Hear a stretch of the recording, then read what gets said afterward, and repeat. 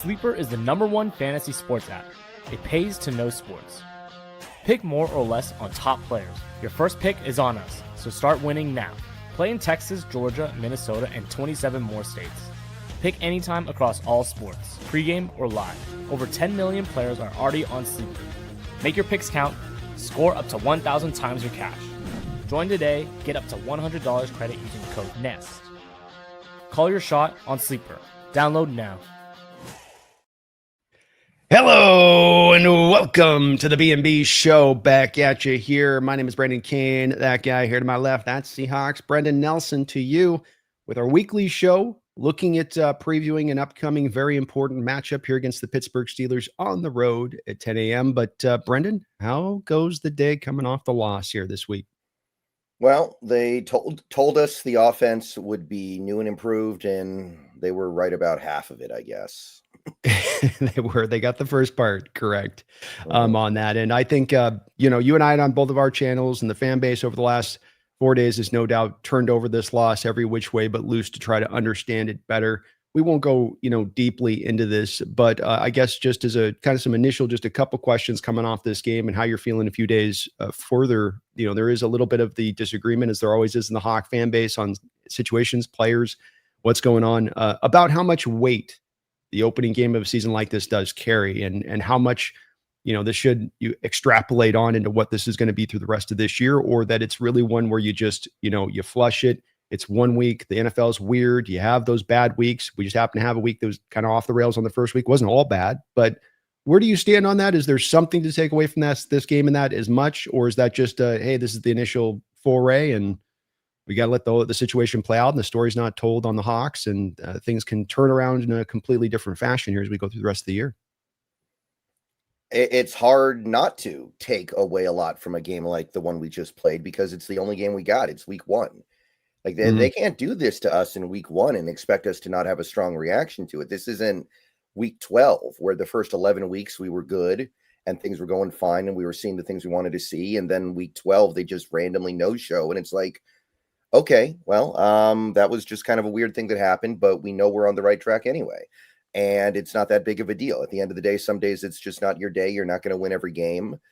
You could say that if it was in week 12. If Kubiak cooked up a scheme like that, a game plan like that in a week 12 game after 11 weeks of great stuff, I think we'd all be feeling very differently about him right now. If Reek Woolen had a game like that in week 12 after 11 really good weeks, I think we'd be a little more prone to just say, whatever. It happens. But you can't have it happening week 1 at home against a division rival that is doing everything they can to hand you the game. And they really did. 2 turnovers, 2 missed field goals, 9 penalties, losing Kittle mid-game, losing Jawan Jennings mid-game. I don't know how you can do anything but take away a lot from the way that game went down. Yeah, I've certainly have felt similarly that it's harder for me to just punt that one. I think it's a good point. If this has been a midseason game and you had gone through a little bit of a baseline, that'd be something else. But it is kind of all we have. You mentioned Kubiak. Any theories on why there was so much heavy shotgun usage in this last game, and that's the sort of approach he decided to take? I've spent some time thinking about that during this week, and it's really hard to solve. It's really hard to figure out. And the thing is, this isn't like last year. Last year, we had a guy who had never worked in the NFL before. The fact that he was clueless was not that big of a surprise, right? We were, of course, disappointed in him, but the fact that Ryan Grubb did not know what he was doing was not the biggest shock in the world when all he had ever done is coach in college. Kubiak's been in the NFL for a while. He's called plays in the NFL for a while, and he knows what his bread and butter is, and he knows what he advertised this team would be the entire offseason. So it really does boggle the mind. And I've been trying to solve this all week, and it confuses me. One theory that I've heard is that he didn't want to run his traditional stuff because he knows that Robert Saleh knows how to counter his traditional stuff very well. But I don't really know if I'm buying that. This team is not built to play from shotgun. This team is not built to completely ignore play action. And we basically did. We had 1 play action pass the whole game in a game that was close. It was not like we're down by 3 touchdowns the whole game and play action is meaningless. So I can't figure this one out. I am truly stumped this week. And all I can say is I hope that we don't see it again over the next few months. So at the very least, in a couple of months, I can write this off as a fluke. I hope so. I mean, you imagine if you're going to go down on the ship that brought you there, and it is the under center stuff, it is the outside zone stuff. I mean, if I think you're probably right, it seemed like you maybe overthought it a little bit and got a little ahead of Salah on that. But it's whatever you transition to, he had a pretty good answer for that. So you figure like halfway in the game, go back to maybe what you do and at least lean on what you do as your general strength. Within this. One other quick question in regards to this last game before we're going to pivot this thing over to the Steelers because me and Brendan don't want to talk about this stupid game anymore. Are you on board with the Charbonnet makes that big of a difference back there versus Walker, and Walker is a pale imitation of his once former self, and that Charbonnet is ready to go take the duties and run with it? Not really. I think that there's I think the main thing I'm thinking is like you want to ride the hot hand a little bit from game to game. Some games it's going to be one guy, some games it's going to be the other guy.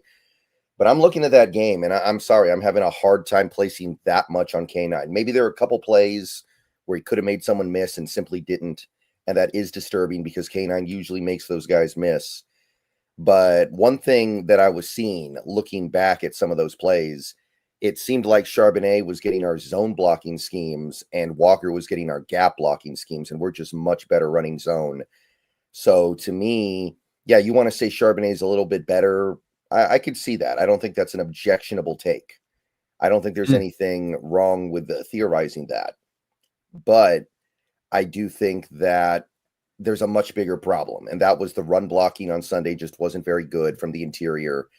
And that's way like to me, the K9 versus Charbonnet thing is window dressing in comparison. Yeah, I agree with you on full on that. I think it's more of coming to their bigger items to deal with, bigger fish to fry than that, and you take care of those, and both backs will be effective.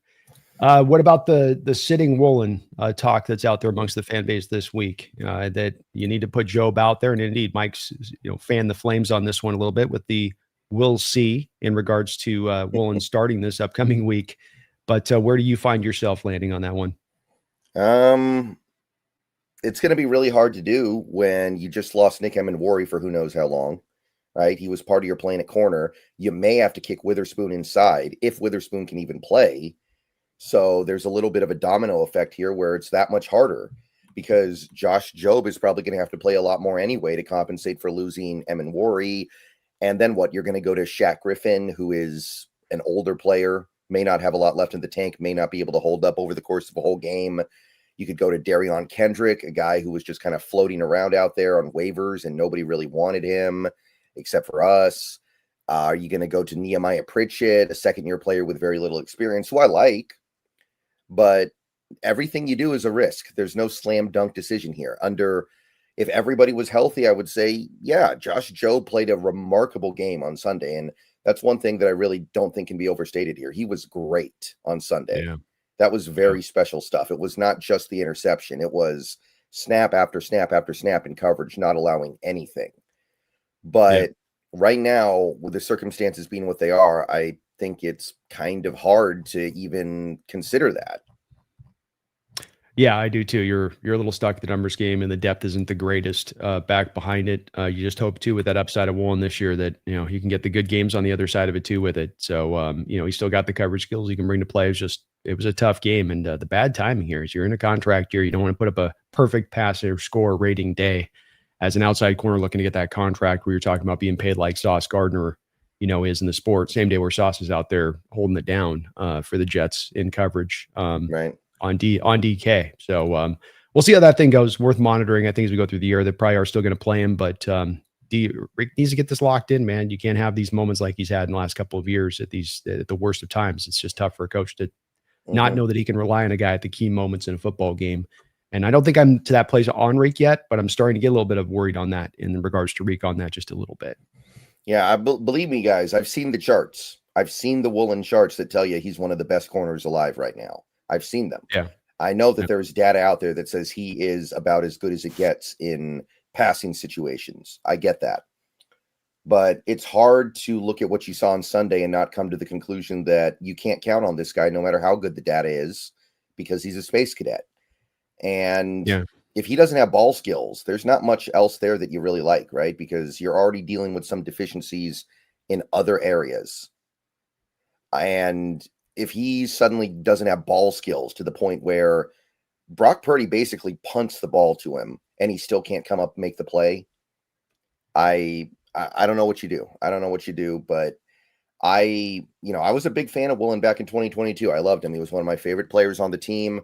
I think that rookie season was legitimately incredible, but I can't really stand with the pro Woolen people right now. And I know they're out there and I listen to what they have to say. I really do.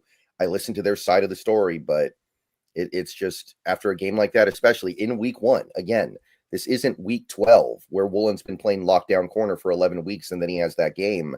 That's one thing, but it's week 1. Like, I got nothing else to work with here. Yeah. Well, and it's coming on the heels of last year, probably a bit of his roughest overall as a pro when you take everything from the beginning to the finish on that one too. So it's kind of in conjunction with that. Doesn't mean that he's not still potentially going to be able to give you a very good year this year, but we need him to turn around fast, because the expectation is we need much more from him in that position and how you've set the stage up with this team. So we'll just have to, I think, ride onto this Buck and Bronco a little bit, Brendan, because like you just said earlier, there's not really another option to go to maybe before the trade deadline. If it keeps going in this direction, you can go and make a move for a corner somewhere in that way, but you're probably kind of stuck in this barrel as it is now, and just got to like ride it out and hope you're going to get over the falls safety at the bottom safely. Yeah, and he could. I'm going to give him the chance to get back up. Like, I absolutely. would too.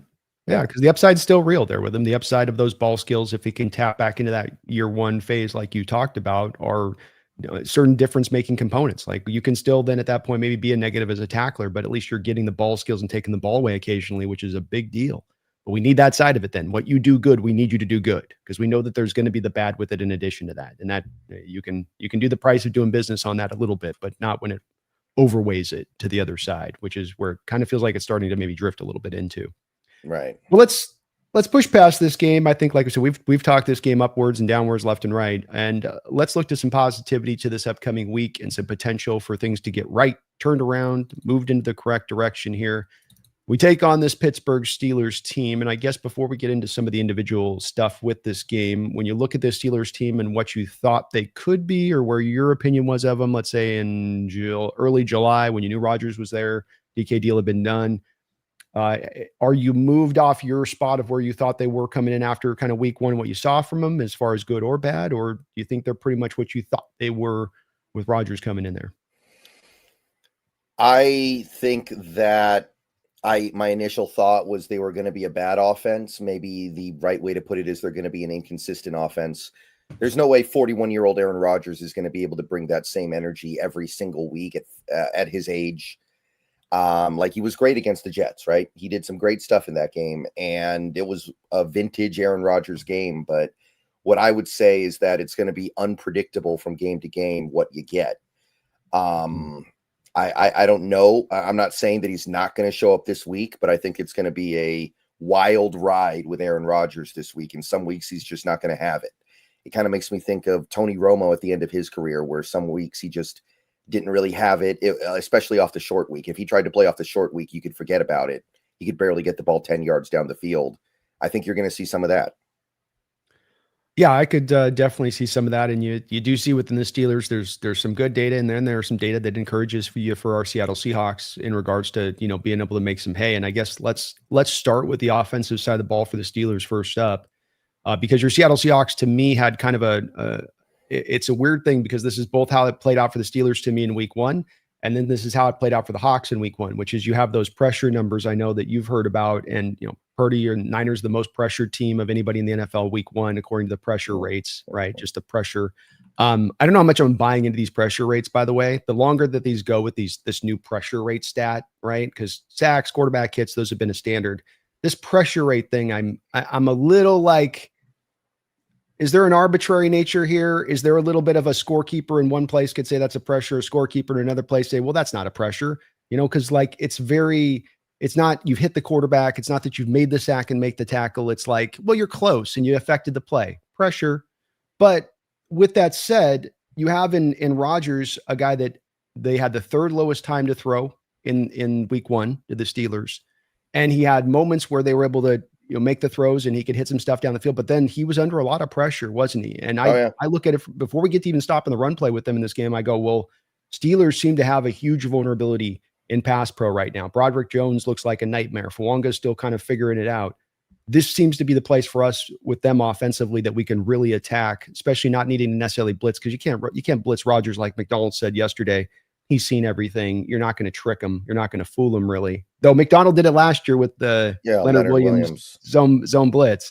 So maybe he's just playing it like he's just talking Rodgers up and he can come in with all these like flourishes. But do you feel that way as well? That defensively, are you at stop the run first, or hey, no, this is where they're vulnerable. We've got to be able to attack them on this spot, kind of at the forefront.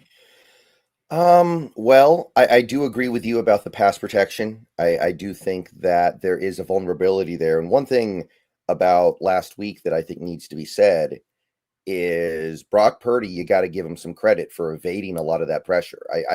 I do think some of our pressure was empty calories, but this is one thing that Purdy is very good at. I'm not a huge Brock Purdy guy, but that is one thing that I think he is borderline elite at, evading pressure with his not tremendous speed, but his acceleration and shiftiness. Yeah. That is a legitimate skill that he has. Aaron Rodgers can't do that anymore. If you get pressure on Aaron Rodgers, he will probably go down because he's 41. And I mean, even in practice, we all saw the clips this offseason. The guy can't really move that much anymore. So I do think that there should be some things we can do there that we could not do against Purdy. And that's great. But I don't know. I'm looking at this Pittsburgh running game that was completely worthless against the Jets. They couldn't run the ball at all against the Jets.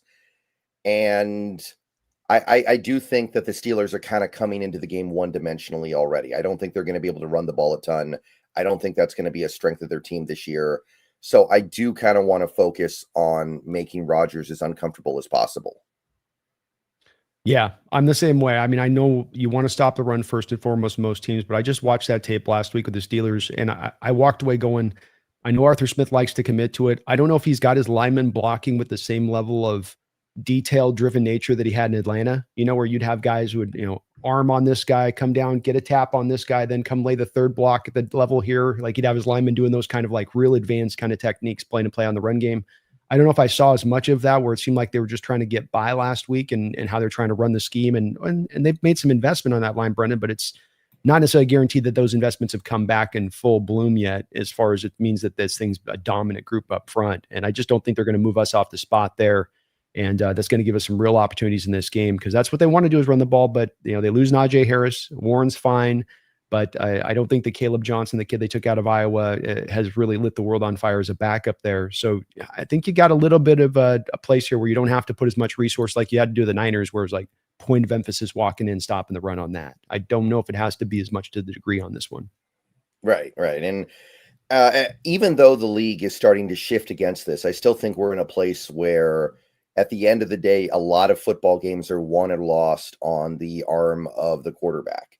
And ultimately, most games come down to the passing attack, especially at the end of close games. So you want to stop the run, great, but I don't think that's a priority this week. And I don't think Pittsburgh is going to even be trying to run the ball a ton this week overall, based on what they saw in week 1.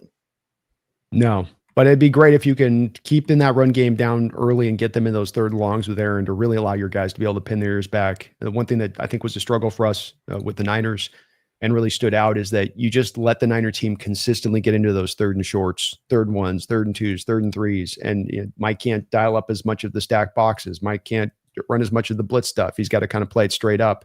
And that allowed the Niners to get, I think, more of an inroads to getting those conversions. So, getting him in the third long to me is also going to be a big part of this. And that means stop the run a little bit, but I think I agree with you. I just don't think the Steelers are going to come in here and be going from being the third least effective team at running the ball in week 1 to suddenly becoming, great at it here in this next week in that way. Much like same with us. I think we're still are going to be kind of finding our footing in the run game, though it'll help, Brendan, if we actually run some of the running game under center and not out of shotgun. Right. But, yeah, I feel like get after them. Front 4 too, you agree. You don't really need to blitz here. You don't want to blitz here with Rodgers. Just it's a front 4 and then mix your coverages up on the back end by and large. Right. I think that's probably the right way to play this. I'm a little bit worried about whether or not some of the guys are going to be able to generate pressure. Like I know that people were very high on Mafe and Hall after that game. There were some people that were really talking those two guys up, but Trent Williams might be just kind of cooked is the thing. Like, he is at the age where he could absolutely just not really be a good player anymore. So I'm a little bit wary of that. I definitely want to keep monitoring the situation there before I crown those guys. Yeah, I as well. I think that there are some moments they had some pressures, but again, the consistency of pressure wasn't there throughout the game. To me, it was a bit of a feast or famine with those two guys. And they were, again, not really getting quarterback hits or sacks within those pressures. You're just getting close to the quarterback, which is it's a fine stat, but again, it's one that I think that if that's the only one you're going to on it and pointing to, and that they weren't particularly well rated by PFF in this game, either of those two guys. It's not like they went out there and they, according to PFF, they were just holding it down. It's like, so you got to be careful about the flash play here or the flash play there, sending you out in a place of like getting caught up in that versus what the guy did consistently over the course of the game. And I think both those two guys are fine players, Brendan. I know that they're solid players. I don't know if they're good to great players. And I keep coming back again to this team. And I don't know that week one told me something different in this respect. Let's see if it did to you. I'm still not sure that we have any real difference makers on our squad outside of maybe a Jackson Smith-Njigba, maybe a Leonard Williams. I mean, who else is the difference? Well, are you saying like Charles Cross is an offensive lineman, so it's a different thing? Or because I think Cross is there. I think Cross had a great opening week one. I think he's on the pathway to getting there. I don't think he's put the money in the bank to where it just goes without saying that you look at him as a difference maker. I'm hopeful of him to get there. And I think he gave you initial great step in week one to getting there. I do. But even if I give you Cross, who's the other difference makers? Jackson, and it just stands out to me above many things that may develop throughout this year. And I'm looking at Hall and Mafe that I just kind of come back wondering, are we still going to kind of find ourselves through this year a little bit, wondering about where are we going to get these difference makers from? Because the guys just haven't seemed to as much developed as the way we thought they would here over time. They're fine players. That's the hard part. It's the nuanced plays, Brand. They're not bad players. They're good players. Mafe can play the run typically good. He had a tough week this last week, but we're reaching that stage, I think, to get to an elite place of things where we're going to start needing somewhere to get some difference makers to elevate here from somewhere. Do you agree? Yeah, this is why I spent so much time this offseason talking about a Micah Parsons trade. I know it's expensive. I know it's risky. I know it's dangerous, but sometimes you have to force things a little bit to get that big time true difference maker. And look, I know he costs a lot of money. I know he costs some draft capital as well, although I'd say not nearly as much as I thought, right? That trade really wasn't that bad. And I get all of that, but that is priceless, having a player like that you just know on every single third down is a threat to get to the quarterback in a way that Mafe and Hall are just not. And those are the guys who frequently end up deciding who the best teams are in the league. Like, you can build a whole team out of solid players, and we have a lot. We have a good chunk of good players. Maybe we even have some great players, but I don't think we have anybody that's truly like elite. I don't think we have anybody that's at the top of their position. Like, even JSN. Is JSN a top 5 receiver in the NFL right now? I don't think so. Mm-hmm. I don't think so either, no. Maybe Leonard Williams is top 5 for interior defensive linemen. Not that he played a great game on Sunday, but maybe he is. Maybe. But other than that, it's just not there. So I agree with that. I do think Mafe's good. I think Mafe's good. Hall, I'm a little more with you on. I don't know if Hall can be considered a good player with his one-dimensional nature, with his struggles against the run. But I think Mafe's good. I just don't know if he's any more than that. And that's kind of a similar problem anyway. So it's not that different than what you're talking about. I think, too, from a trend standpoint, that if you go through this year and it kind of plays out with some similarities to prior years, you get out to 9-10 wins at the end of the year, maybe in the playoffs, maybe you don't. I think one of the things that the team has to put as a priority front as they walk into the offseason and what they've got to be out there looking for is we've got to go add a difference maker to somewhere on this team. We've got to go put the assets to do it, even if it's just to add to one guy into the mix at that point. I think that's got to be one of the things at the head of the stack priority-wise going into this offseason, if things fit to form, right? If it just sort of, fits to the way that it appeared through the week one. There's a lot of time for this to still develop and get better, and maybe a couple guys rise up and the difference makers show themselves, and we get the feeling for that. But it seems to be the next thing we're going to need, to me, Brendan, if we're going to be taking that eventual final step to becoming a team that can be a contender. And the problem is it's not easy to get those guys, right? They don't become available that often. They don't. A lot of the time when they do, it's like a Trey Hendrickson who's on the wrong side of 30, right? Yeah. There's like real risk there that he's not a difference maker anymore. That's the special thing about the Micah Parsons availability. The fact that that guy became available was kind of a joke. That should never happen, but it happened, and the Green Bay was the team that got to take advantage of that. So I look at that and I think to myself, that was an opportunity to force things a little bit in a way that may have actually pushed this team over the edge. I think we win that game on Sunday with Micah Parsons for whatever it's worth. I think he cashes in on some of those pass rushing opportunities that you see a guy like Mafe or Hall or even DeMarcus Lawrence, who I think played a good game on Sunday. Don't get me wrong. No, I'm not saying anything bad about him, but I think maybe the Parsons actually makes the play, whereas those guys just get close to making the play. Yeah, I think it's a good point, man. And I could definitely have seen it making a bit of the difference in that game that was close and came down to just maybe a one guy making a play at the right kind of time, rather than scrambling around for 15 minutes like Brock got to on that final throw. You actually have a guy getting pressure there within, a couple seconds of after the snap, conversely onto the other side of it. So right. We'll just see how it tracks. It is something to kind of monitor in this situation with this team as we go through the rest of the year to see how that kind of does develop from my perspective of things. Mm-hmm. Shaw, thank you for the $5 donation. Shaw says, I don't like the 50-50 split with K9 and Zach. We don't have a top 10 or even top 15 O-line. I feel going forward, we need to pick one and run with it. I don't know what the correlation is between going 50-50 with your running backs and not having a very good offensive line. I'm not quite sure what that's getting at. I don't know how one affects the other. I think it's the thinking from his standpoint, if I should say, is that if you have one running back that's out there 24/7, he knows what to anticipate and what not to anticipate as far as potential failure rates, failure places within the line. Running outside zone, this guy always loses his guy to the inside on outside zone runs because he's trying to stretch himself too wide. I know that from our time in practice and training camp. So therefore, I need to accelerate a little bit faster to get to outside than I normally would have, because knowing that that's the way that that's going to play. I think that he's kind of intimating little details like that going on. Yeah, I just kind of feel like this season is shot if the offensive line can't run block better. So I feel like if you can't fix that, it doesn't really matter that much about anything else. And there aren't really teams out there that completely lean on one running back all the time. Like that doesn't happen that much anymore. There are bell cows, some of them, like Derrick Henry, Bijan, guys like that maybe.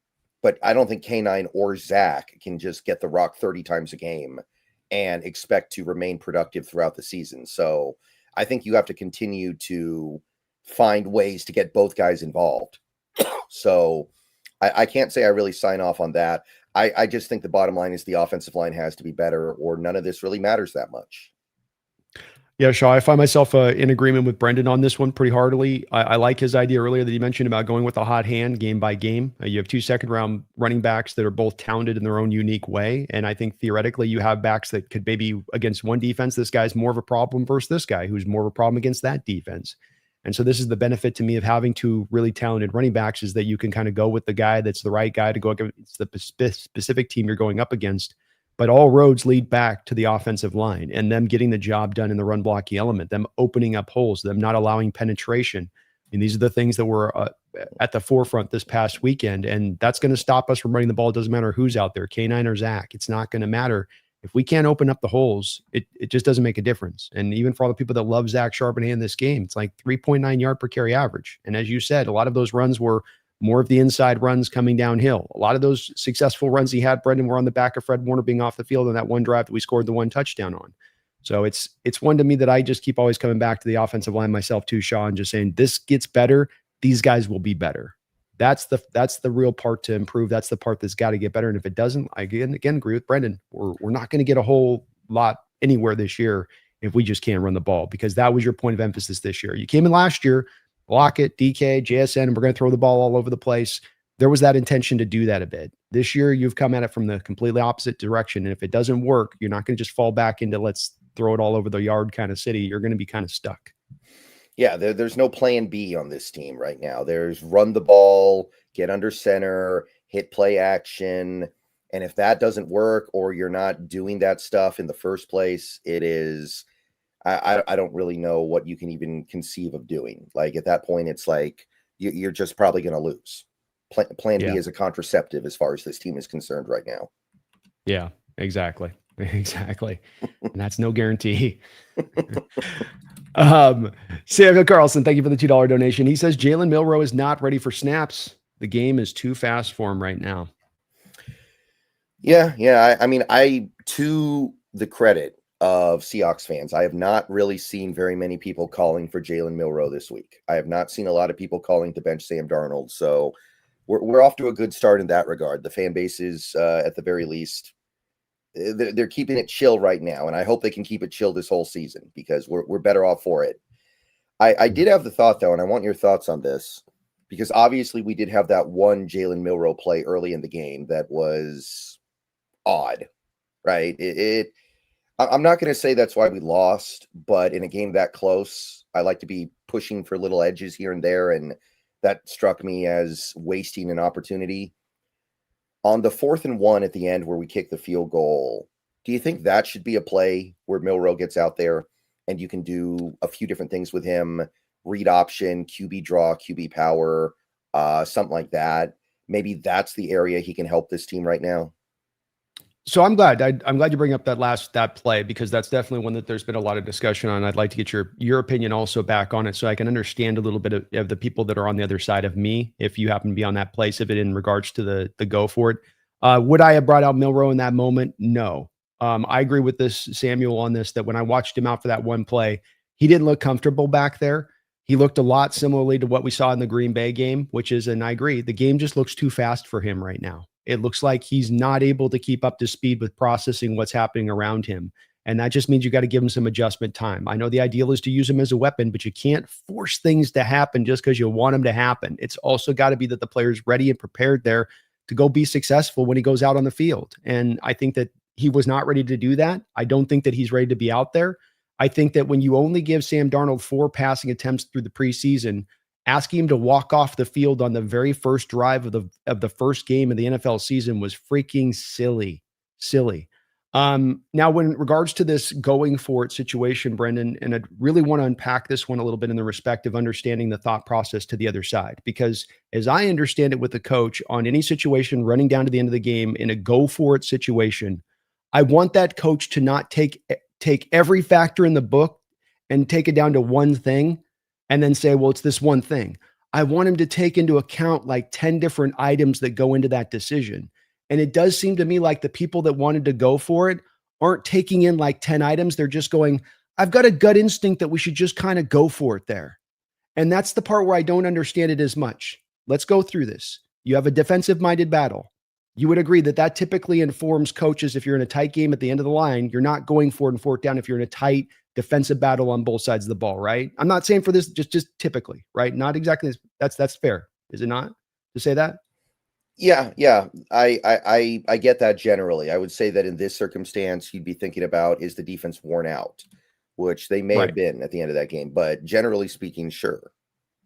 Generally speaking, second part, has your offense moved the ball well today? Because you're going to go for it. Part of it's got to be the confidence you have that you're actually going to go and get the first down.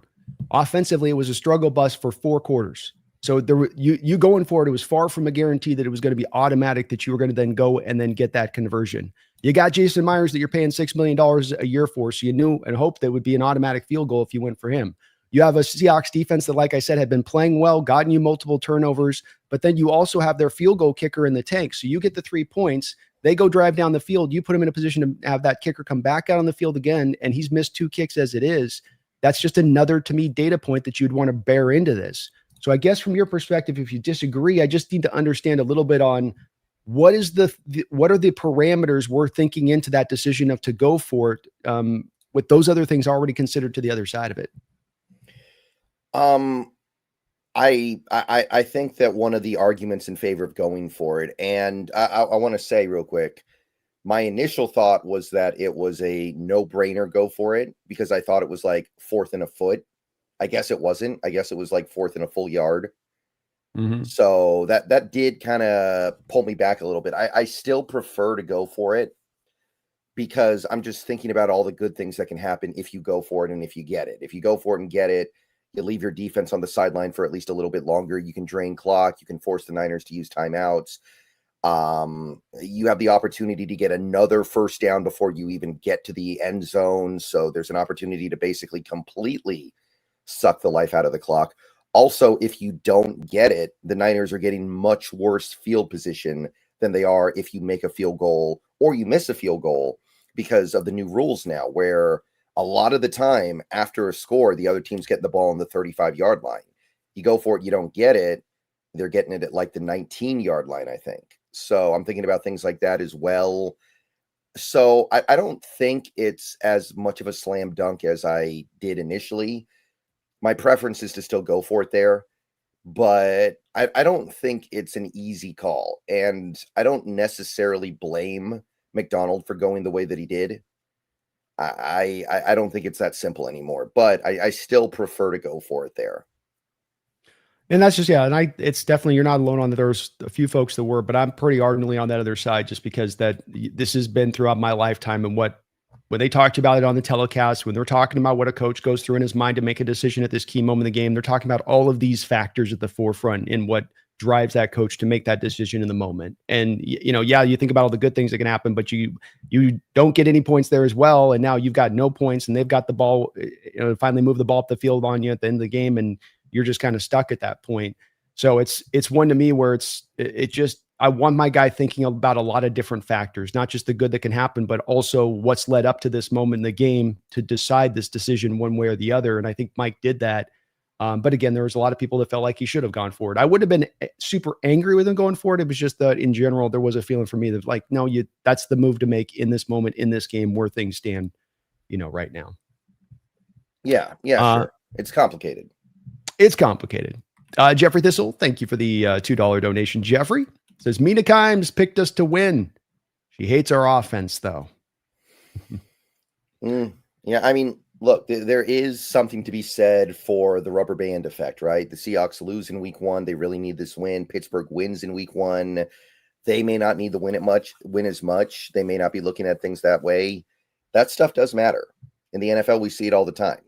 I think that there's a big part of this league that some people don't really understand, don't really pick up on, is just that whole, the team that needs it more is just going to come out with a little more fire and a little more intensity. That happens a lot. And it makes up, I think, a lot of the quote unquote upsets in this league. So I don't think it's ridiculous to suggest they can go into Pittsburgh and win. I don't. But hating our offense, I mean, I think everybody hates the offense the way they played in week 1. I think the offense in theory is pretty appealing. I think the idea of going under center, playing with a fullback, playing with 2 tight ends, going run heavy, going play action is appealing to a lot of people. That's the concept. And I think most of us are behind that. But I don't think anybody's behind what we saw on Sunday, where a lot of that stuff got abandoned so we could be a shotgun straight drop back team. Yeah, I would agree with you on it. I think that the offense we'll see as it's been designed will look really nice when we get to see it, but we just didn't see the Kubiak offense out there. I don't know what we saw out there. It felt like the vestiges of Grubb's offense still having some sort of lingering effect almost. But once you actually run the offense the way it's designed to be run, I think you're going to see it much more effective and you're going to see the benefit of it. It's just he overthought it. It's all got up into Kubiak's head. And I would reckon to guess that Kubiak didn't have one game throughout last season with the Saints where he was only 8% of the time with the play action under center. I would say that that's probably he was probably much higher every single game beyond that. And he's going to learn his lesson, I would estimate, on this one and course correct. Yeah. I also think just in general, the rubber band, we're probably a kind of a tough matchup for where the Steelers are at and what they're going to try to do out there. You have a Woolen that can run with DK and is familiar with DK. Not that DK won't get his, but you've got a Witherspoon in the slot that can handle what you're going to bring them there. They don't run the ball as great. You can bring pressure against a line that's a little leaky. I think defensively they're tough against us. That's going to be hard, but I think we have enough there defensively to keep things at least close in this game to give our offense a chance. Right.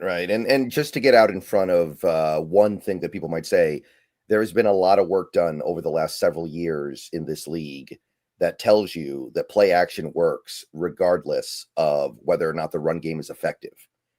Mm-hmm. You do not need to be a dominant run team to have good play action. Play action will work regardless. So Just because we couldn't really run the ball on Sunday does not mean it's okay to abandon play action. No, and specifically the play action under center, because I would offer to you that the play action out of shotgun can work as well, but it works less effectively if I don't have a read option keeper quarterback. If I'm not holding edges, if I'm not doing, like, it's less impactful. If I got the guy under center, rolling a play action off of that, that's where you see those linebackers take the 3 inside linebackers off ball, take the 2 to 3 steps towards the line of scrimmage every single time in those kind of moments.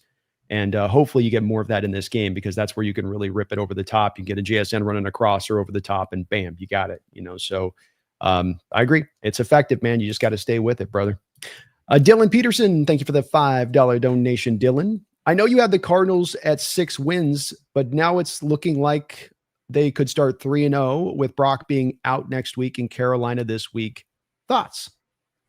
I certainly think that there's a higher upside than the 6 wins with the Cardinals for this upcoming year. And if they win a couple more than that at 8 wins, it's not going to be mind blowing to me. And that maybe this thing does set up with Brock being out, that they're in a position to kind of squeeze out 3 quick wins. That certainly is possible. We learned last year, you can start out 3-0 and go through an easy schedule early on, and then you kind of come back down to earth later on. But I have to acknowledge that this puts them in a better position in that way. I will say that I don't think that they impressed me out there at New Orleans in week 1. I had the game as a 27-13. They won 20-13. The questions in my mind that I had with the Cardinals remain questions in my mind. You didn't get any sacks in that game. I know that Rattler was getting the ball out relatively fast, but there's no sacks there that you're getting. There's no pressure with all that investment in the defensive line. And then they're still not throwing to any receivers other than Marvin Harrison and Trey McBride. So I don't know that that's a sustainable model for an entire season in that, especially once you start to play better teams. But hell, you're right. They're definitely on track, Dylan, to be probably at a 3-0 start with Brock out. We definitely we lost the game to the Niners, but we might have sunk their hopes this season, Brendan, when you consider some of the injuries that they have coming out the end of this. No, McCorkle's good. McCorkle's got this. McCorkle's got it, man. Mm-hmm. Yeah, that's right, Dylan. You're underrating the McCorkle effect. Yeah, it would be just like Shanahan to get some good games out of that guy. Hey, that's who we know now. That's who he wanted over Trey. So he's finally getting what he wants, I guess. So we'll see if he's proven the genius one right on this one with his love of Mac. Yeah, Mac attack. Absolutely. Thank you, Dylan. Shaw with a couple donations, another $5, another 2 below that. Thank you for that, Shaw. The triple dip donos. He says, I know it's one game, but it was hurting to watch us run the ball and not a great rate, and then asking JSN to bail us out on 3rd down when the run wasn't working. Yeah. It's not the formula. And unlike last year, unlike previous years, there's not, like I said, there's no plan B. There's not anything else this team can do. Like last year, the team could go out there, completely fail to run the ball, and they had Geno, they had DK, they had Lockett, they had even a guy like Noah Fant that could bail them out. They could just come up with something at the end of a close game. They could drive down the field in a circumstance where the degree of difficulty is really high, and they could bail you out. This year, we don't have that. We don't have the receiver talent. We don't have the same quarterback. We don't have the same things that we leaned on last year to carry us through those moments where the team wasn't really functioning. We could have games last year where the team was not functioning as hoped, and we could still win. But this year, it's hard to see this team winning. And I know saying that, I know some people are going to say, well, we were 9 yards away from winning the game. And there is some validity to that. But I just can't imagine this team having any real level of success if they're forced to abandon the run constantly this year. Yeah, I don't either. It's got to be the way you roll it. I think Shaw too. The thing with the JSN bailing us out. Another oddity in this game that I just didn't understand was that Kubiak seemed to have nothing scripted up for anybody else but JSN. It was not just a matter of you working JSN. It was a matter of he was the primary read every time, and he was sometimes where it was almost like Sam had been instructed to hit the back foot and go to JSN. I almost felt like that almost throughout this game. And it's so odd to me that you have no plays in there for Barner, no plays in there for Arroyo, no plays worked in there for Horton. You barely found a way to target in on Cooper Kupp. And that just, to me, as a game plan, you've got to be willing to work this ball around a little bit. It can't just be the JSN show. And just one of the things, again, just didn't quite understand why you'd go that route, because it becomes so predictable and the Niners can start to squeeze down. You saw it by halfway into that game, Brendan. They're running the doubles to JSN. And it's like we made no adjustment to really attack anywhere else. And I just another place again with Kubiak in this game. I don't know why. I don't know what's going through your brain in that moment as you go through this game to keep staying in that lane. Right. And I don't think we can just dismiss it as, oh, Kubiak's a dummy. He's not a dummy. No, he's done this before. Again, this is not Ryan Grubb. I want to stress that. Ryan Grubb just didn't know what he was doing because he had never worked in the NFL before. It's not that shocking. But I watched a cut up of every route that Torrey Horton had in the game. And I don't know if you've seen this cut up or not, but it was all over Seahawks Twitter, I think 2 days ago. And it was all just like clear outs. Like, let me pull the defender so JSN can get open. It reminded me of actually Super Bowl 46, Giants Patriots. The Patriots had Chad Ochocinco on their team. That's how desperate they were, because this was the washed up Chad Ochocinco, very washed up. All he did was run go routes the whole game, and Brady never looked at him once, because the whole point was just try to draw the safety, and you're never going to get the ball, but whatever. Like that's almost what it was like. But Torrey Horton's not like that. Torrey Horton spent his whole career at Colorado State catching those shallow slants over the middle and getting yak. Like I don't know what that was. And I'm not saying Horton played a great game. He didn't get open on some of the opportunities he did get, but I don't think just sending him on go routes and post routes over and over again into a defense that is mostly sitting in cover 2 is going to get you anywhere. Yeah, to your point, on the cut-ups that I saw with it, that I watched on the 22 with him, there was a lot of also running him into the teeth of the coverage on those deep clear outs. Like he's maybe in point, but he's also just running right. Like guys are standing here and he's going into the leverage of the defenders almost at times on some of those clear out plays. And just, it was obvious you weren't trying to work him the ball in the offense at all, but have him be that central decoy, which is fine, but you're only going to work one guy.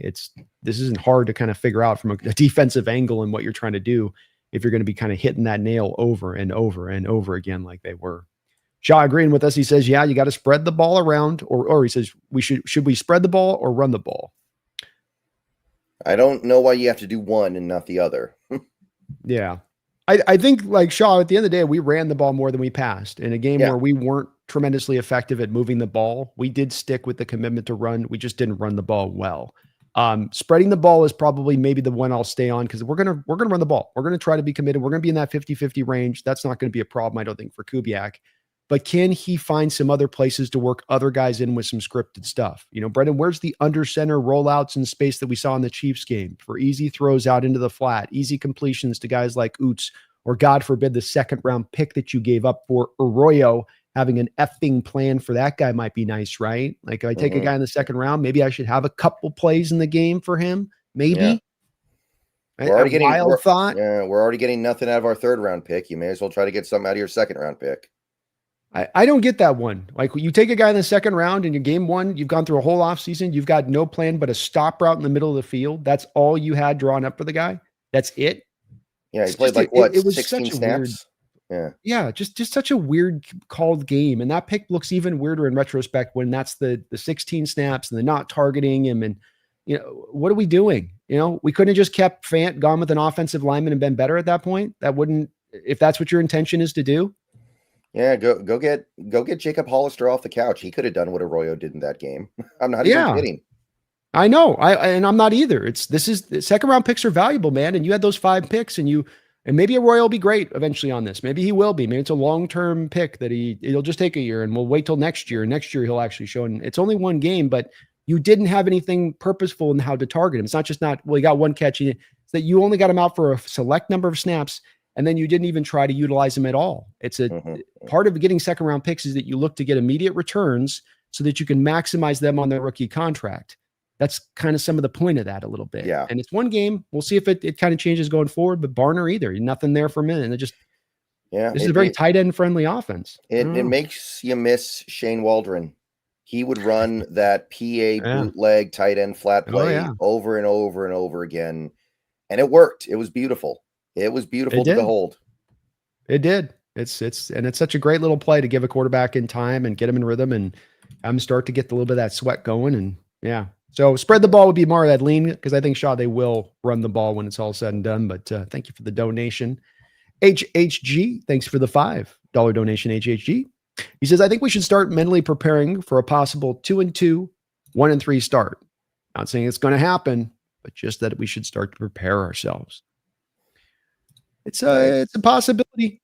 I mean, going into Pittsburgh in my lifetime, Brennan, we've gone in there probably a good 8 or 9 times in my lifetime, and I think maybe we've got one win, and we've gotten some real tough losses where we've had it handed to us going into the old Riverfront and now the new Heinz. Right. It's kind of like, it's like when you've got that college football team that plays on the West Coast, like a UW, like a USC, like an Oregon even, and then you're playing that 9 a.m. road game in Iowa, and you just know that Midwest field is going to suck all the energy out of your team, and you're already just knowing, okay, we need 16 points to be enough in this game to win somehow. Yeah. It's got the same feeling. Yeah. It just does. It just sucks going out to that place. It's a long flight. It's out there in Pittsburgh. It is what it is. So it's a possibility here, HHG. I think the good news is that if this does start 0-2, that Saints team does not look like it's ready to surprise anybody, that you can get after them. And then certainly I don't think the Cardinals have necessarily shown you week one that they've taken some massive big step either. So at least you have a possibility, if this does, worst case scenario, go to 0-2, that you can right the ship, get it back to 2-2, and kind of hit that reset button and kick this thing back out and get it going. So it's possible, but it's also not the worst case scenario if it moves in that. That's why you really needed to win that game against the Niners. That's why it's not just one game. It's a game against a division rival where, again, they're doing everything they can to hand you the game. They really are. Like the Niners did not, like you were saying that what's his name on Roundtable, Jesse, was saying that he thinks this Niners team is 65% of the Niners team that went to the Super Bowl. By the end of that game, what were they? With no Kittle, no Jawan Jennings, Trent Williams looks washed up. Are they even 50%? No, they would have been 40% by halfway into that game with the injuries they sustained. Right. Exactly. And that's the big part about this. It's a good important part of this, Brendan, but it's the big important part of this game of the Niners. Not just losing the game opening week. It's that you are not facing a Niners at the height of their powers. You're facing them in a place where they're limping, where they're kind of holding on. They're just squeezing out that little crack of daylight in that Super Bowl window.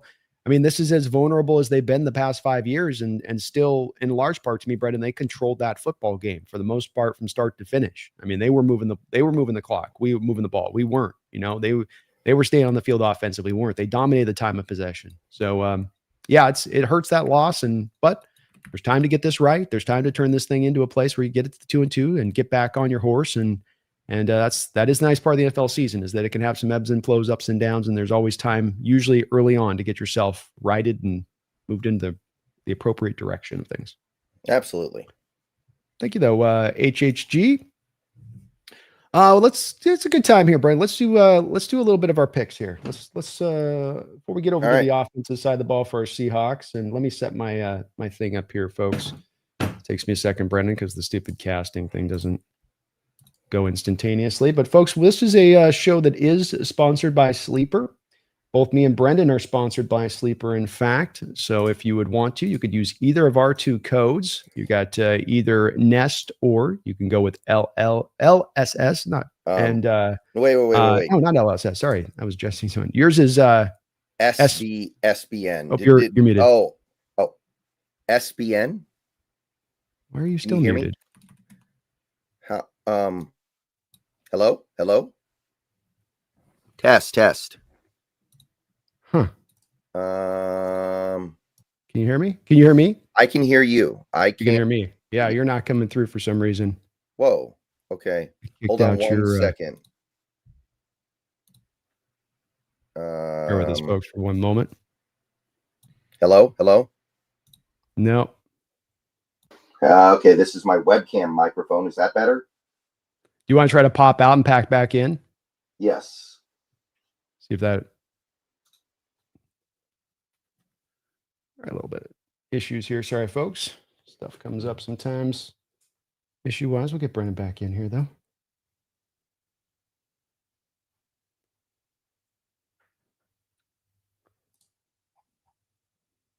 Hopefully everything's okay for you guys on my side here. Can hear you both? Okay, so you can hear Brendan, but I just couldn't hear Brendan. Okay. See if maybe something happened on my... Hello? Test. Maybe it's mine on this, Brendan. 1 second. me try to change up my headset. People in the chat are saying they can hear us both. So yeah.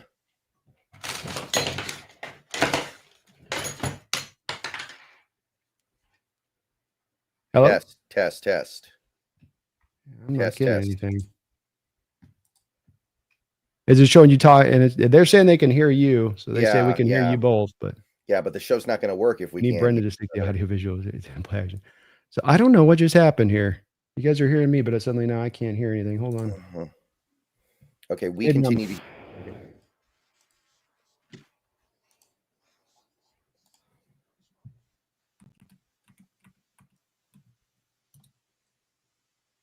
On Brennan. Okay.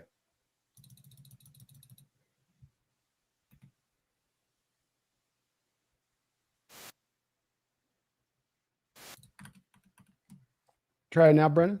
Test. Gotcha. Okay. Sorry, guys. We got it back. I don't know what happened. My I've gone with new Bluetooth, Bluetooth, you know, and so I've been using that when I work out, and it's not great. I'm not impressed. Just trying to get off the stupid thing I got on my head here with this thing. Okay, so let's get over here. We'll let's do the sleeper picks here. Thing up. All right, let's reset, folks. Reset. Technical difficulties here, but we're getting it here. And Brendan's be off the screen for just a second here. But Brendan, what was your code again on that? My code is SBN. Seahawks Brendan Nelson acronym SBN. Awesome. And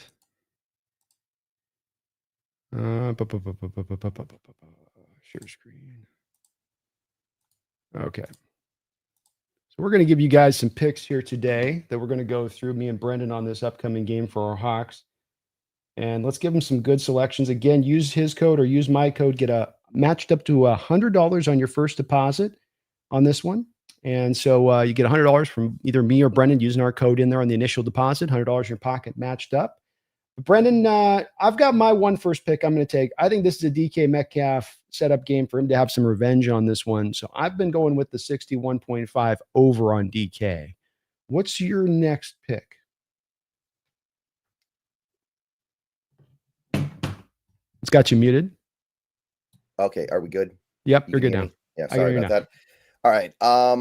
I would go the over on JSN as well, because apparently we don't like throwing the ball to anybody else. And I do suspect we're going to need to go for it a little bit. I'm a little bit worried about playing in Pittsburgh, but 65.5 yards, JSN can do that. He can do it. All right. I'm going to go with Jaylen Warren with 12.5 receiving yards in this, Brendan. Okay. Right there. I think that's pretty juicy. And then what is your fourth one? Let's go with Calvin Austin under 38.5 right there. Let's go with the under there. I think this is going to be a DK Metcalf game, like you said. So therefore, there's less to go around for a guy like Calvin Austin. There we go. So there is your picks over on DK, over on Jackson Smith, over on Jaylen Warren, under on Calvin Austin's receiving yards. $5 bet here. You can 8.22 times your returns on these picks. Get them right. Go make yourself a little bit of some cash here this week playing Sleeper. They're sponsoring both me and Brendan's show here throughout this upcoming year. They've been so kind enough to do that. You can use either of our two codes on that. And again, match up 100% of your first deposit. But thank you to Sleeper for sponsoring both of our shows. And let me get back over here with you, Brendan, here. All right. It's much appreciated. All right. Check out Sleeper. If you don't, you're missing out.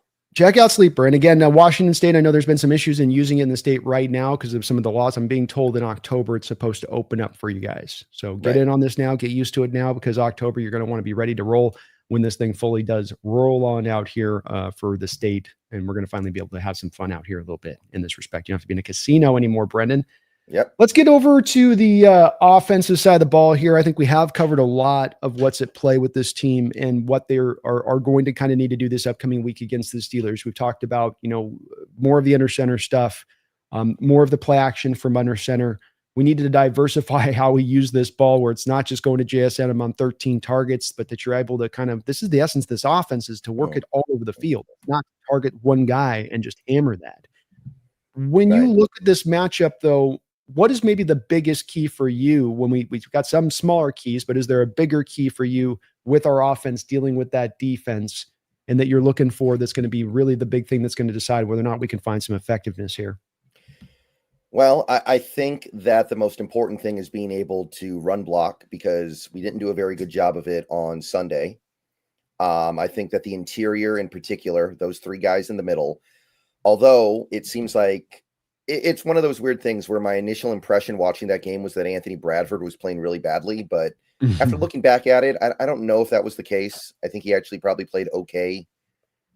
I don't know. It's just one of those things where maybe I'm conditioned to blame him for everything wrong that happens. But after looking back at it, I didn't mind what I saw so much. But you wouldn't call it a dominant performance up front, and some dominance up front is kind of what this team needs right now.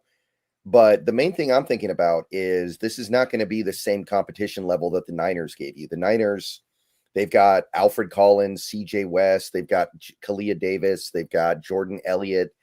These are guys who are either journeymen or rookies in this league. They're not remarkable players on that interior. Now you're dealing with Cam Hayward. Now you're dealing with some guys who can actually get in there and do some real damage to you.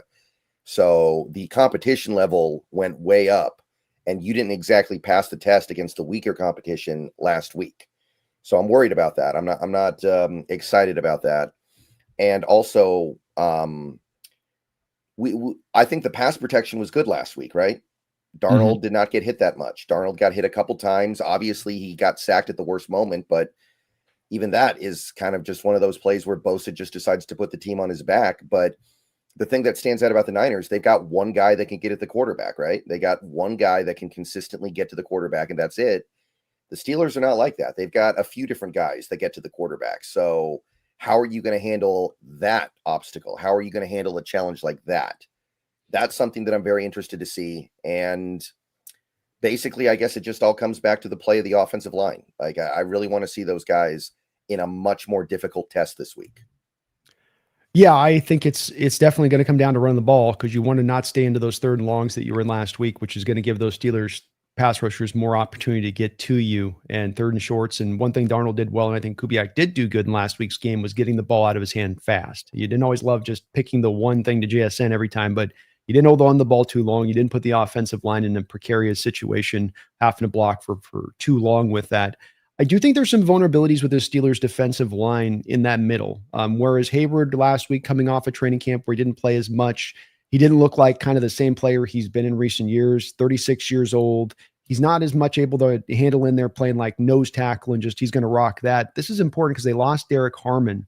And so what they're doing is they're trying to take Keanu Benton and move him now into more of a nose tackle role at 310 pounds.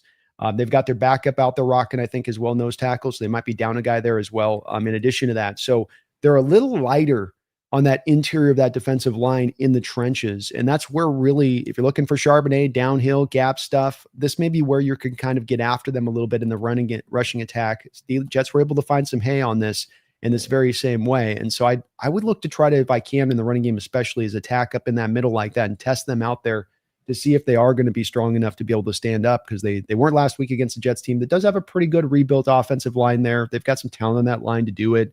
Breece Hall is a decent back there to get it done, but I think you've got the horses to do it too and to take advantage of that vulnerability. Yeah, it makes sense to me. I will say that the Jets are able to stress your defense in a way the Seahawks are not because they have the dual threat quarterback. I am mindful of that, but yeah. I still think you should be able to do some stuff on that defense. It doesn't look like it's going to be very good this year.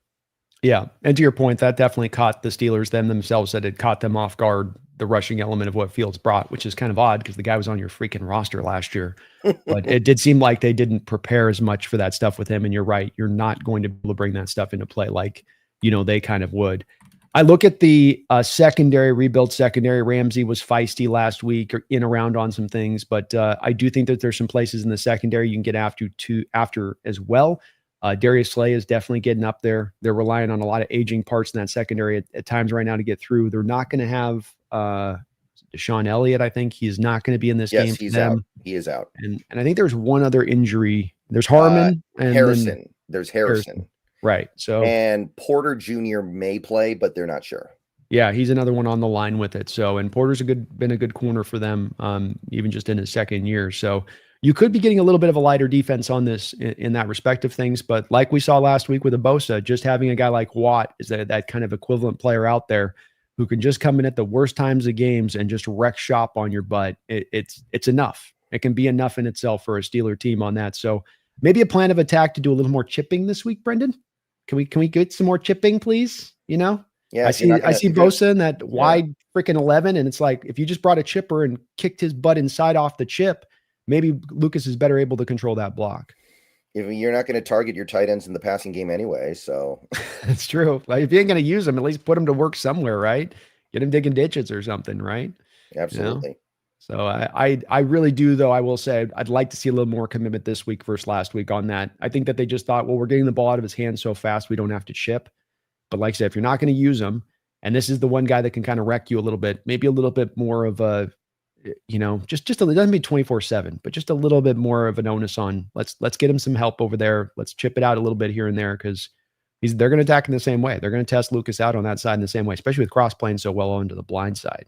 Right. So maybe at least the benefit there is you can see it coming, I guess, potentially. Yeah, that's true. But yeah, do you buy the theory that Darnold was kind of getting tunnel vision in that first game? Do you think there's a little bit of that going on? No, I think it was training wheels. I think what it was is that they just Kubiak had basically instructed him to be going through his kind of the first reads that they were maybe a little worried about the Niner pass rush in the week one, and that they wanted to see, it's just get the ball out of your hand fast. I think it was more of that. That's what was going on, and that he was instructed. I don't know for sure though. It could have been that just he got tunnel vision and locked in and laser, but he was doing stuff with the Vikings last year, which was multiple reads. He was doing stuff with the Vikings where it wasn't just get the ball out of your hand as fast as humanly possible every single time. And it wasn't like the Niners were necessarily blitzing a ton to drive him to have to like go to the hot and get the ball out of his hand. I mean, they were showing some stacked boxes, but they didn't blitz you crazy. So I'm not really sure on that, but I do think that Kubiak came into this with a very safe game plan. I feel like you just kind of played not to lose offensively, and you lost. That's what happens in football. Defensively or offensively, if you go into that mode, that's what's going to happen is you get the opposite effect. Right. I agree with that. Shaw, thank you for another donation, another $2 donation. Says K9 is the running back one. He can run and catch. Give him more playing time. I'm going to ride and die with K9 down to the end on this one. The level of criticism lobbed at me was just, I find it hilarious. I really do, because it's just like people aren't going back and really looking at the tape on this. They're just kind of going with what they emotionally feel coming out the end of the game. And going back and watching the all 22 tape, he was not getting any holes. There was not him turning some hole down and that he just sucks and he has he's Stevie Wonder out there with a football in his hands. It is not the case. It's just, it's one of those narratives in the Hawk fandom right now that just will not go away. And I just think it's really unfair to Walker. How about we just have one time we show a game of him having some good blocking, and then let's see him with the bad vision. Let's see him be ineffective at that point. Then we can raise those flags. But until I see that, I'm going to give him the benefit of the doubt on this. I think these fans have forgotten how good he can be because it's been a while since we've seen it, admittedly. But what's he supposed to do? On a lot of these plays, I don't know. You want to argue that Charbonnet played a little bit better, maybe had a little bit better vision on Sunday? Okay, I can see that. But the thing I come back to, and I don't always trust PFF on everything, but they weighed in here and they thought Charbonnet was like 3 or 4 points better than K9 on a 100-point scale. Right. So that tells me there's not a big difference there. And the reason why you couldn't run the ball went well beyond the play of any one or two of your running backs. Yep. I saw it. And that's exactly what I said on Sunday to people when they're making this case. I said, watch what the PFF scores are going to be. They'll be within a couple of points of each other. This is getting overstated way too much. And it's not the problem that people are getting kind of obsessed with on it a little bit. But should Walker be able to break some more tackles at times, like the catch he had out in space where Winters comes up and takes him down in the open field? Like that's got to be the kind of play Walker does break. And that's what he's in here to do, is to devastate on those kind of plays and at least go get 7 or 8 yards. You don't break the first tackle and the second guys get you, but you got it some yards. You don't get hit at the line of scrimmage and you're brought right down. I do believe there's a little bit of sometimes with him of almost kind of a tackle magnet thing sometimes going on where it's like in the last 2 years, especially, where like to see him a little bit more in some of those opportunities, break some tackles when he's got the opportunity to do so. But with that said, my man was getting hit after the carry, after the handoff a couple times this past Sunday, and you're not going to do anything if that's the case as a back. Yeah, one theory I heard, like I said, is that we used all the zone stuff with Sharbs and we used all the gap stuff with K9. I don't know if that's true or not because I haven't gone through it, but maybe there's something to that. I don't know. See, I don't know if that's the truth either, because a lot of the runs were to the edges that had the look of a wide zone, outside zone with Walker. And part of the reason that he was having the penetration and that he's having the negative yard plays is because you're trying to go to the edges, which allows more penetration. When I go downhill, there's less penetration. So more of the Sharps runs were coming downhill at people. Hey, just get downhill. And that wasn't allowing, just to my eyes on it, wasn't allowing as much penetration. And again, the one key factor is where Sharp did the majority of his work, where he got the majority of his yards on the ground, came when Fred Warner was out of the game, and Walker didn't get those same carries against the Niners when Warner was out of the game. He makes a very big impact, that guy, when he's in there. Oh yeah. And Charbonnet got a benefit off that in this game a little bit. Dylan Sosa, thank you for the $10 donation. Dylan says, do you think Clint didn't call his offense because MVS went over there knowing the playbook, and also the Niners run the similar offense so that he tried to catch them off guard? That's been a fairly common theory throughout a lot of this week, I think, from fans. The MVS thing, like that kind of stuff happens all the time in this league. I feel like you got guys going from one team to another with the some inside information. I feel like that happens a pretty decent amount of the time. So that seems a little bit hollow to me. The idea of the Niners running a similar offense, so trying to catch them off guard, I could see that. I could see that. I don't know if that makes it okay to completely abandon your identity when, again, you do not have the personnel to abandon your identity. You have one really good receiver on this team. You have multiple good running backs. You have an offensive line that in large part is built to run block, like most offensive lines are, to be perfectly honest. So I don't think that's a good excuse to abandon everything that we talked about this offseason in terms of under center, play action, running the ball. There is, I'll say it again, there's no plan B. You can't just say, oh, we're just going to be an air raid team today. We don't have the players to be air raid. We don't have the players to be a shotgun team. We just don't.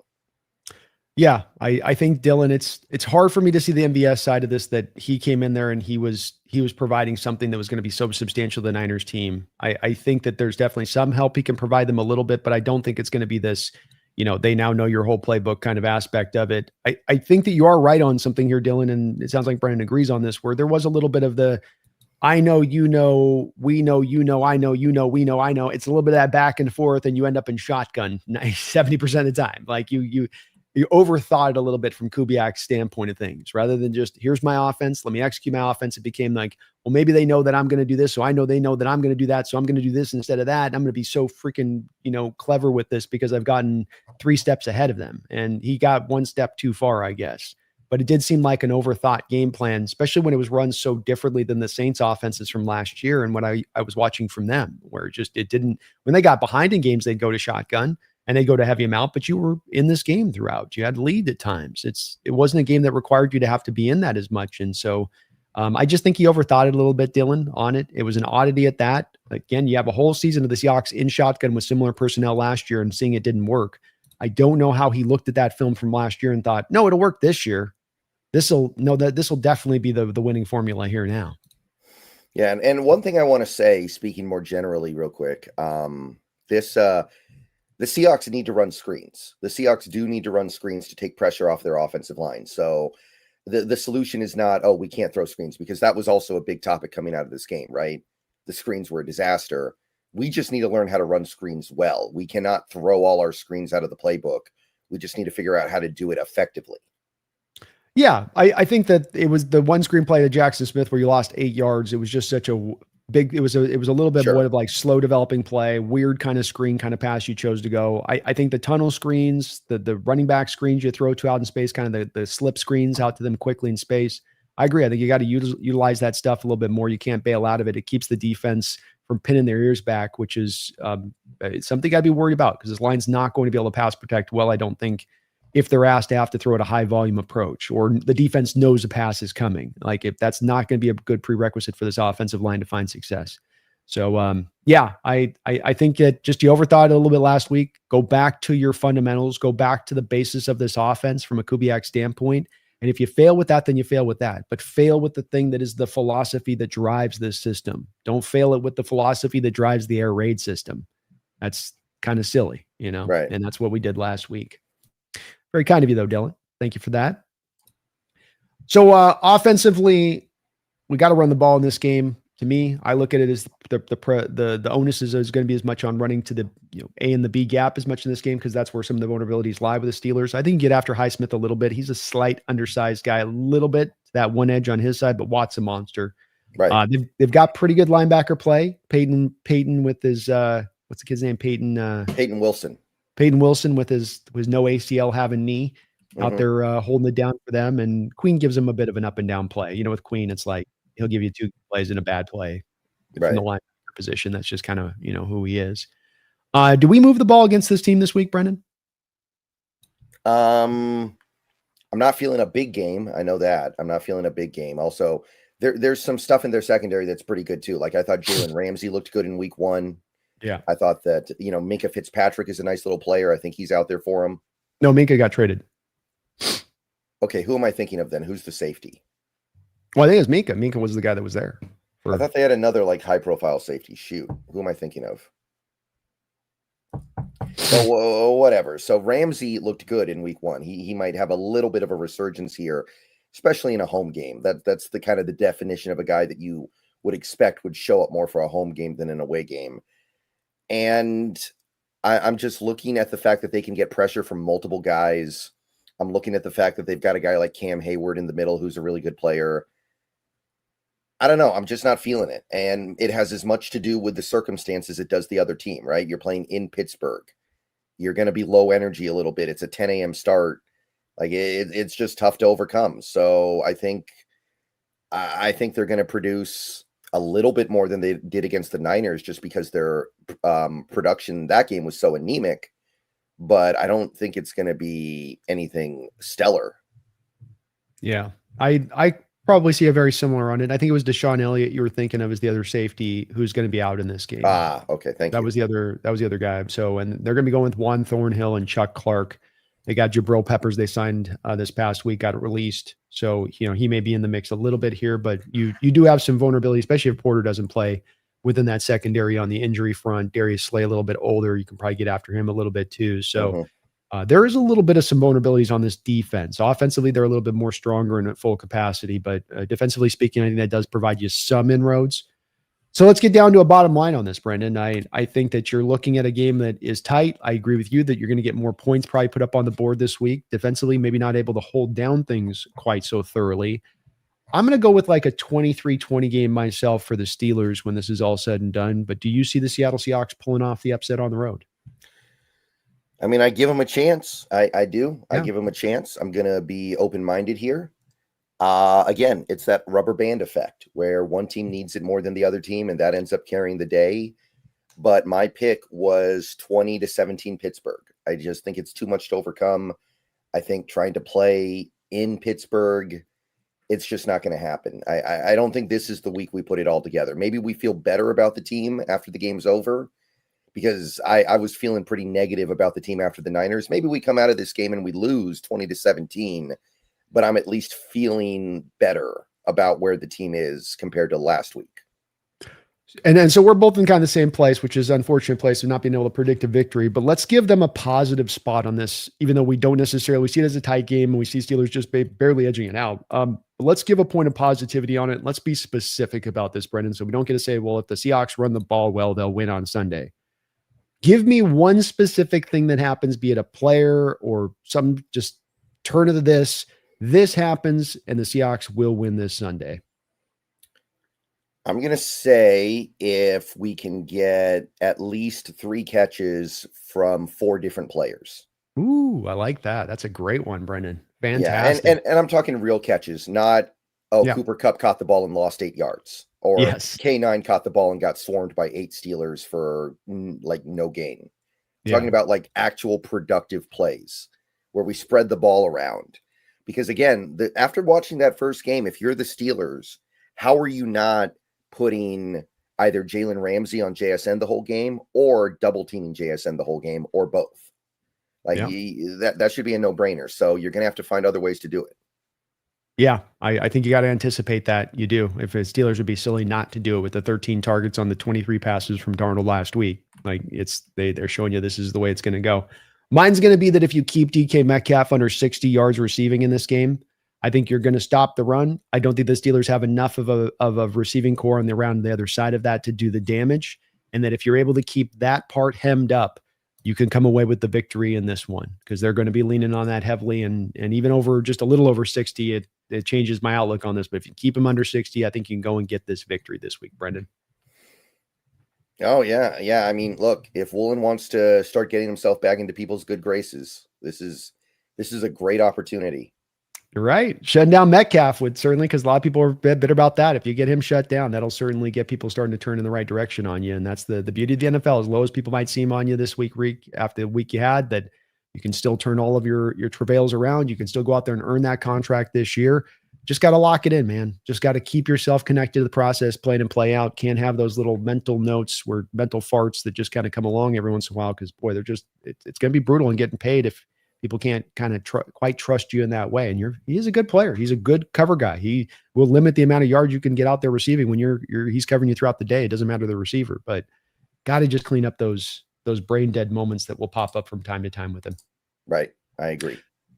Well, folks, do me this favor if you can for me. If you're watching on Brendan's side, hit that like button, sub on up. If you're on my side, hit the like button, sub on up. We're within about 175 subs or so on my end here, Brendan, of hitting 20,000 subscribers. Right. So would really appreciate you helping us get there, as we're right knocking on that door, breaking through on that side of it. Long goal for me here on this side.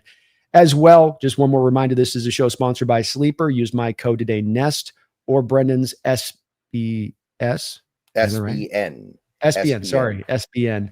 I see Seahawks Nation. I got the SBN thing in my head from that with it. But so SBN or Nest get you $100 matched on your first deposit, $100 in your pocket from me and Brendan to you through the Sleeper app, and you support the channels at the same point in time. So Sleeper will be sponsoring us throughout the course of this year. We get you some good picks on that side of it. We really do thank you guys for watching. We'll be doing this all year long, every Thursday at 12 o'clock Pacific Standard Time. So be on the lookout for it.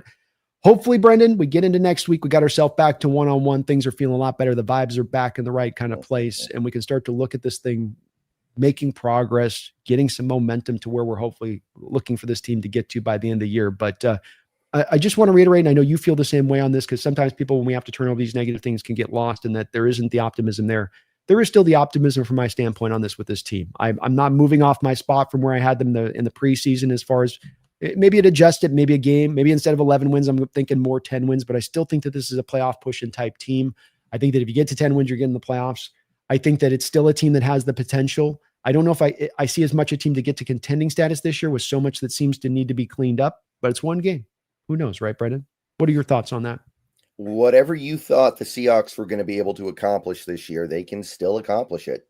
Like if you thought this was a 12-win or 13-win team, they can still do it. It's not going to be easy. I'm not saying they're going to do it, but whatever it was that you had in your mind for this team this year, it can still be done. It can indeed. So keep the faith, my fellow Seahawks fans. Look at things realistically. Look at it with sober eyes. Don't try to dress up what is the not, but at the same point in time, it's still a damn talented team. You still got a lot of good parts to work off of. 3 straight seasons of winning years. Just got to get some of these things cleaned up, get the ship right a little bit, and maybe we can do that this week out there in Pittsburgh. Feel good to take down Rodgers again, wouldn't it? It's always nice to take down Rodgers. It always feels just a little bit, little extra nice on that one, doesn't it? Especially after people got a little too excited about one good game. Yes. Yeah. They're flowing the praise over the top on him with this one. And, he won that game against the Jets. That might've been almost his Super Bowl in certain respects of things. So we'll see how he plays this upcoming week against our Hawks. And I'll tell it, felt like McDonald last year had him kind of bagged up pretty well, as far as forcing him into a lot of just those 9 route throws where he just kept trying to throw the ball deep. Like he didn't have any other answers as far as what he was seeing from the coverages. So, maybe Mike can pull out some of the playbook from last year and use that again against Rodgers this week. We shall see. Right. I like it. Well, thank you for watching, you guys. We really appreciate it. And we will be back in just a week, hopefully, to talk about that win. Hopefully you're keeping the faith out there in Seahawks fandom. I thank you for all of the donations and support here to the channel today, as you guys are tremendously kind in that way as ever. So we will be back soon, hopefully reporting that win. Keep the faith, my fellow Seahawks. Let's go get this dub this week. Let's turn this thing around and let's start looking at the season moving in the right direction.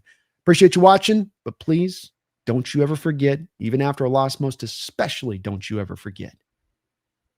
Go Hawks. Go Hawks.